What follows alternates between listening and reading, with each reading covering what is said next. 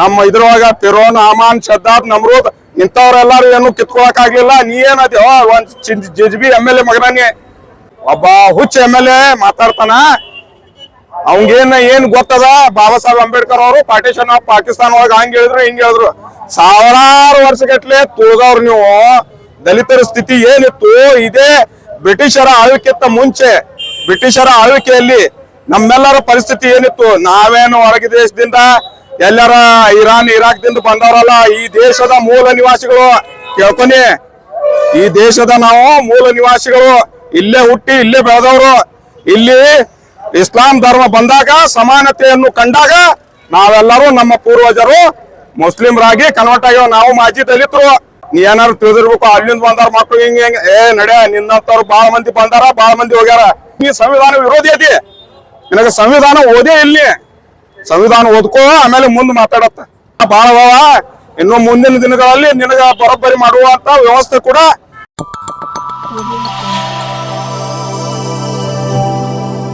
Welcome to M news Bijapur. चलिए चलते हैं आज की खबरों की ओर। ಇವತ್ತು ನವೆಂಬರ್ 26 ನಮ್ಮ ದೇಶಕ್ಕೆ ನಮ್ಮೆಲ್ಲರ ನಾಯಕರು ಹಾಗೂ ಸಮಾನತೆಯ ಹರಿಕಾರರಾದಂತಹ ಡಾಕ್ಟರ್ ಬಾಬಾ ಸಾಹೇಬ್ ಅಂಬೇಡ್ಕರ್ ಅವರು ಸಂವಿಧಾನ ಶಿಲ್ಪಿ. ನಮ್ಮ ದೇಶಕ್ಕೆ ಸಂವಿಧಾನವನ್ನು ಸಮರ್ಪಣೆ ಮಾಡಿದ ದಿನ. ನಾವೆಲ್ಲರೂ ಈಗ ಸಮಾನತೆಯ ಬದುಕನ್ನು ಬದುಕ್ತಾ ಇದ್ದೇವೆ ಅಂದ್ರೆ ಅದಕ್ಕೆ ಮೂಲ ಕಾರಣ ಭಾರತ ರತ್ನ ಡಾಕ್ಟರ್ ಬಾಬಾ ಸಾಹೇಬ್ ಅಂಬೇಡ್ಕರ್ ಅವರು.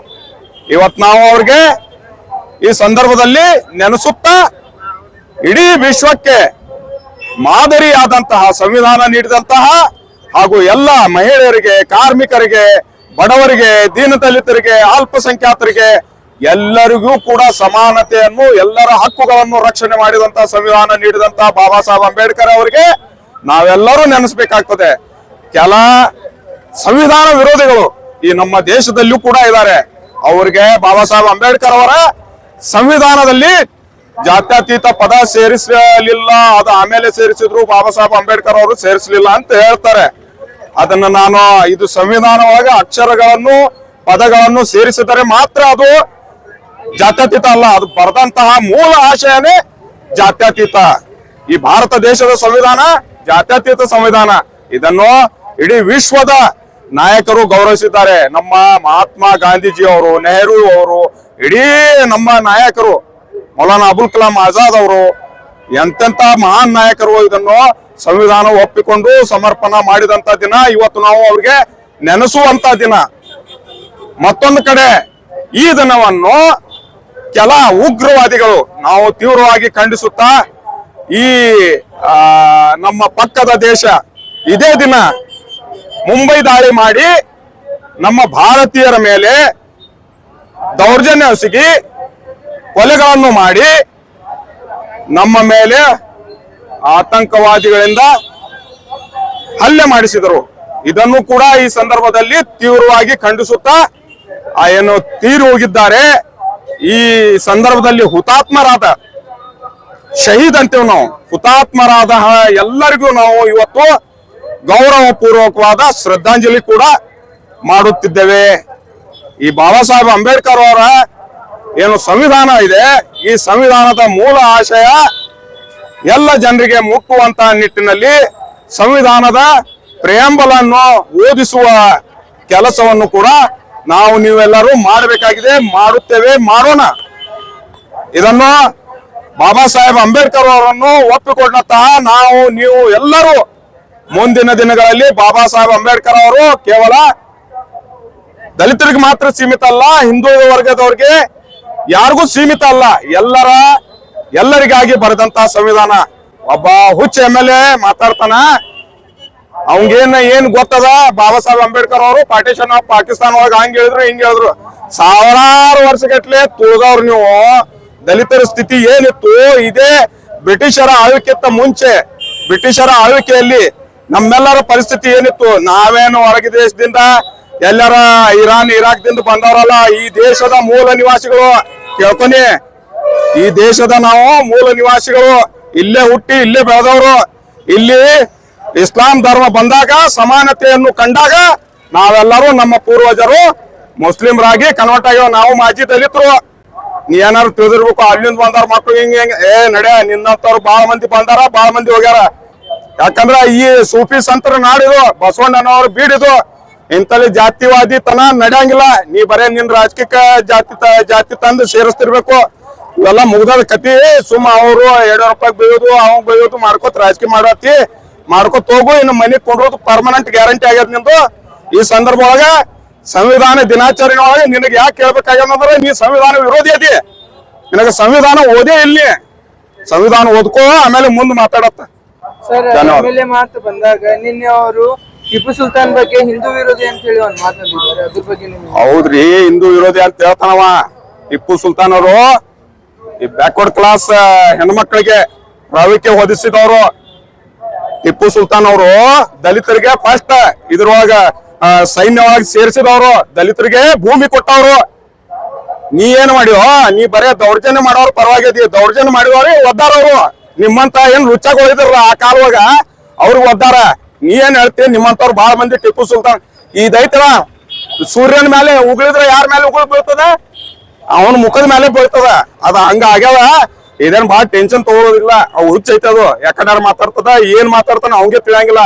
ನಾಳೆ ಮತ್ ಬ್ಯಾರದ ಮಾತಾಡ್ತಾನ. ಅವೆಲ್ಲ ಇವನ್ನೆಲ್ಲ ಜಾಸ್ತಿ ಟೆನ್ಷನ್ ತಗೊಳ್ಳೋದು ಅವಶ್ಯಕತೆ ಇಲ್ಲ. ಇವನ್ ಹೇಳಿ ನಾವೇ ಪ್ರಚಾರ ಮಾಡತ್ತೀವೇನ ಅಂತ ಅನ್ಸತ್ತದ ನನಗೆ. ಅವ ಬೇಡ್ಕೊತಾನ, ಮುಸುಳ್ರಿ ಏನಾರು ನನಗ್ ಬೈಲಿ ಅಂತೇಳಿ. ಅದ್ ನಾವು ಬೈಯೋದು ಬಿಡ್ಬೇಕಾಗ್ಯದ. ಸುಮ್ ಈಗ ನಿನ್ನೆ ಅಷ್ಟ್ ಹೇಳ್ಯಾನ ಅಂತೇಳಿ ನಮಗ್ ಮತ್ ತಲೆ ಕೆಟ್ಟಿತ್ತು. ಆದ್ರೂ ನಾವು ಏನ್ ಮಾಡಿದ್ವಿ, ಇಂತ ಹುಚ್ಚರ ಬಾಯಿಗೆ ಹತ್ತಬಾರ್ದು. ಹುಚ್ಚ ಈಗ ಒಂದು ಹುಚ್ಚ ನಾಯಿ ನಮಗ್ ಕಡಿತದ, ನಾವ್ ಅದಕ್ಕೆ ಕಡಿಯಕ್ ಆಗಂಗಿಲ್ಲ. ಅದ್ ನಾಯಿ ಇರ್ತದ. ಹಿಂಗ ಈ ಸಂದರ್ಭ ಒಳಗೆ ನಾ ಅದು ಕೂಡ ಹೇಳ್ತೀನಿ, ಯಾವುದೇ ಆಗ್ಲಿ ಸಂವಿಧಾನಬದ್ಧವಾದ ನಮ್ಮ ಹಕ್ಕುಗಳನ್ನು ಉಳಿಸ್ಕೊಳ್ಳೋ ನಿಟ್ಟಿನಲ್ಲಿ ನಾವು संविधान। अस्सलाम वालेकुम रहमतुल्लाहि वबरकातुहू। सबसे पहले तो मैं भारत के एक एक वासी को कानून की स्थापना दिवस की मुबारकबाद पेश करता हूं। 26 नवंबर 1950 को भारत देश का कानून अमल में आया। इस कानून को अमल में लाने वाले बाबा साहेब अम्बेडकर साहब, जिन्होंने सेक्युलर की बुनियाद पर भारत देश के कानून को लिखा, भारत देश के एक एक वासी का ख्याल रखते हुए, एक एक धर्म का ख्याल रखते हुए भारत के संविधान को बखूबी पूरी पारदर्शिता के साथ लिखा, जिसमें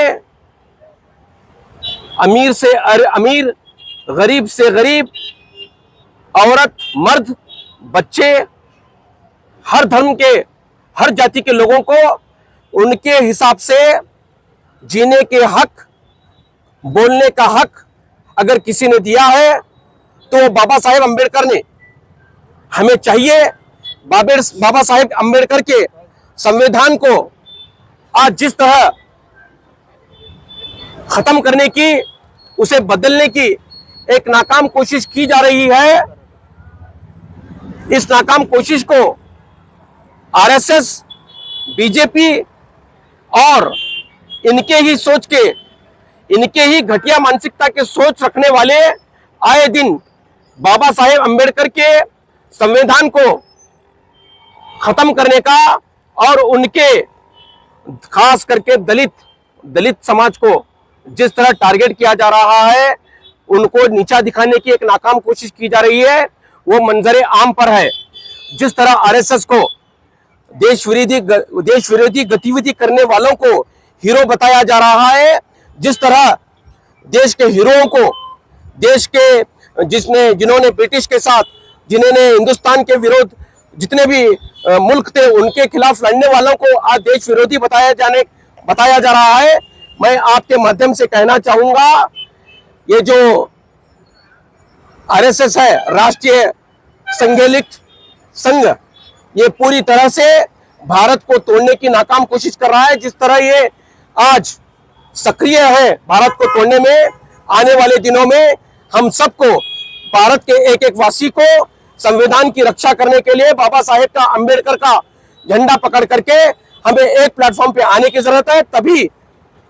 तभी ये देश विरोधी गतिविधियां करने वाले लोग, इनके होश ठिकाने आएंगे। जब तक हम ये एक प्लेटफॉर्म पे आकर इनके साथ में नहीं लड़ेंगे, तब तक कोई बात नहीं बनेगी।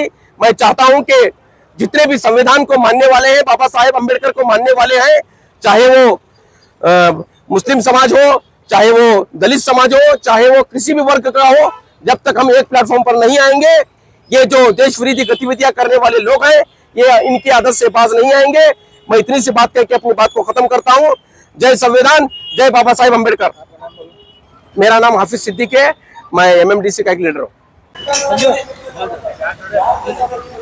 ಭಾರತದ ಸಂವಿಧಾನ ಬರ ಡಾಕ್ಟರ್ ಬಾಬಾ ಸಾಹೇಬ್ ಅಂಬೇಡ್ಕರ್ ಅವರಿಗೆ ಜಯವಾಗಲಿ. ಸಂವಿಧಾನ ಶಿಲ್ಪಿ ಡಾಕ್ಟರ್ ಬಾಬಾ ಸಾಹೇಬ್ ಅಂಬೇಡ್ಕರ್ ಅವರಿಗೆ ಜಯವಾಗಲಿ.